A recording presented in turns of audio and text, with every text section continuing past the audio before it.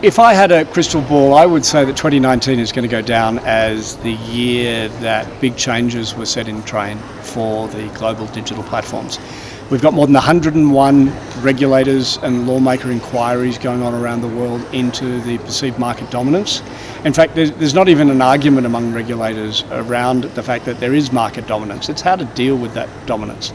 And that affects all parts of the ecosystem. A UK inquiry has said it's a dominance that's affecting the health of journalism in our community because advertisers are being harmed. You've got the EU saying that the global platforms have become more important than the regulators, and in fact they're regulating themselves, which is not good for competition. You've got a bipartisan bill in the United States that is now offering media companies the opportunity to collectively bargain against Google and Facebook because politicians are saying it is so important that the playing field is leveled, because at the moment there is not a level playing field. You've got a whole bunch of local issues.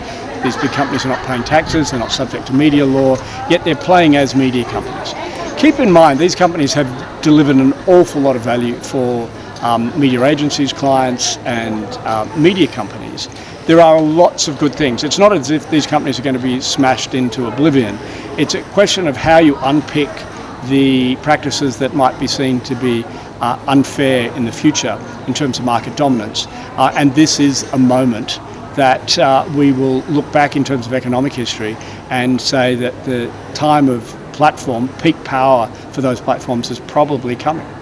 How do you see then the role of media agencies and buying and programmatic with the diminished power of Google and Facebook in this future?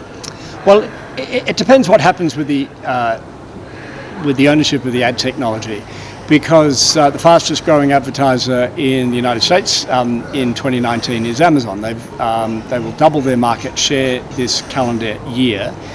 They are one of the big digital platforms.